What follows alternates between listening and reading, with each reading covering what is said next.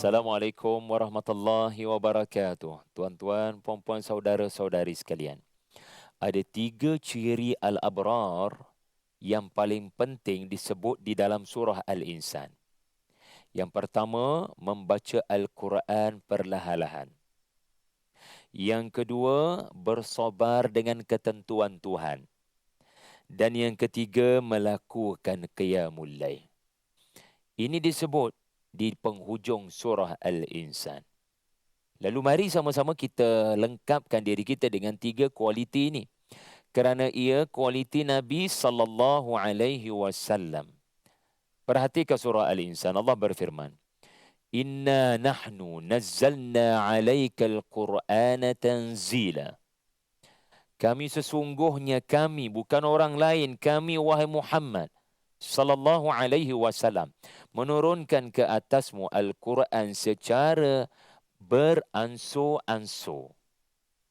Kenapa penting Allah sebut Quran ini beransur-ansur turunnya?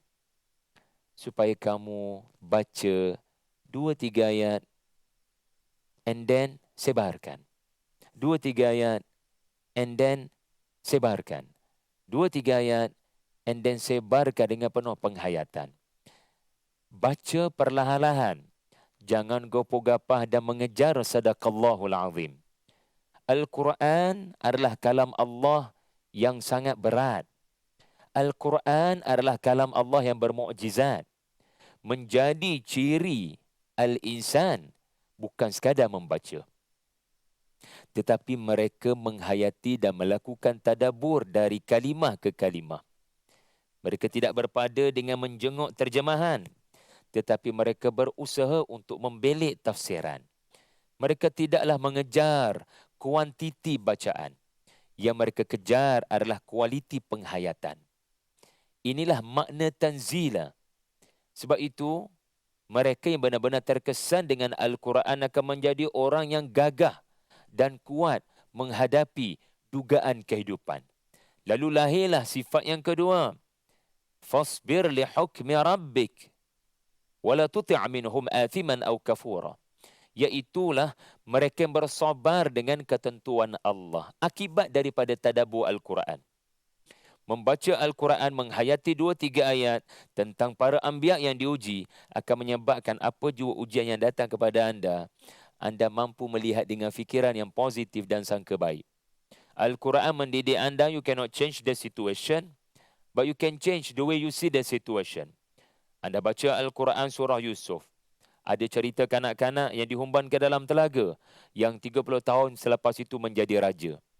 So, ia adalah cerita kehidupan anda, sengsara, derita yang anda hadapi hanya sementara. Malam itu akan berlalu, fajar, mentari akan terbit tidak lama lagi. Jadi, tuan-tuan dan puan-puan sekalian, fasbir, bersabarlah wahai Nabi, fasbir li hukmi rabbik, dengan ketentuan Tuhanmu.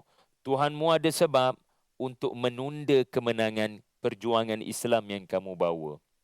Tuhan ada sebab untuk memerintahkan kamu stay dekat Mekah, jangan terlintas untuk meninggalkan Makkah. Tuhan ada sebab untuk kamu terus menerus bersama dengan kaum Quraisy di Makkah, walaupun mereka terus menerus memberikan kamu pukulan yang menyakitkan hati. Allah ada sebab, Allah ada rencana. Dan yang ketiga, binalah kekuatanmu dengan qiyamul lail. Wa dhkur isma rabbika bukratan wa asila. Wa minal laili fasjud lahu. Wa sabbihu laylan tawila. Surah Al-Insan memerintahkan Nabi untuk melakukan tasbih pada waktu malam yang panjang.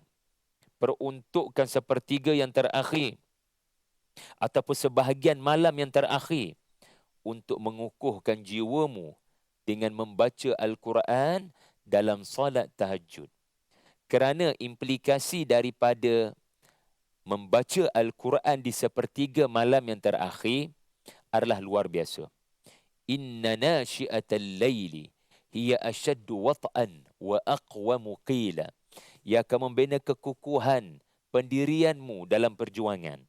Sebab kita baca Quran, ada beza ketika ada suara anak-anak kita, ada suara daripada kaca TV yang boleh distract kita, ataupun kita membaca Quran, ya, di pejabat, sentiasa akan ada gangguan. Tetapi membaca Al-Quran jam 4 pagi adalah bacaan Al-Quran yang tiada gangguan daripada suara anak-anak dan isteri. Tidak ada gangguan daripada notification Facebook dan telefon pintar anda. So ketika anda tidak terganggu dengan eksternal punya, dengan dunia yang eksternal, anda juga tidak terganggu internal sebab anda berada dalam keadaan salat. Maka sebaik-baik cara untuk bersemangat menyebarkan Al-Quran kepada seramai mungkin manusia adalah dengan tidak meninggalkan tahajud. Lalu surah Al-Insan sama dengan surah As-Sajdah. Nabi baca surah As-Sajdah hari Jumaat, rakaat pertama.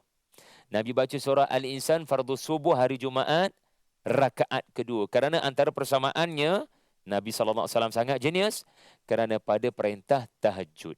Tatajafa junubuhum anil madaji' yad'una rabbahum khaufan wa tama'a. Jadi mereka meninggalkan kamar mereka semata-mata untuk bangun bermunajat mohon kekuatan daripada Allah Subhanahu wa taala. Jadi ini kehebatan surah Al-Insan dan surah As-Sajdah.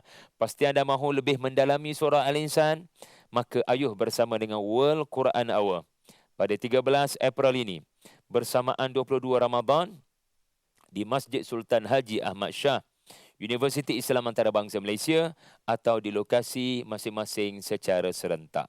Follow media sosial Quran Hour yang tertera untuk dapatkan informasi yang lebih lanjut. Bersama kita mempersiapkan diri dengan karakter Nabi SAW dalam surah Al-Insan. Wa barakallahu fikum. Wassalamualaikum warahmatullahi wabarakatuh. Remember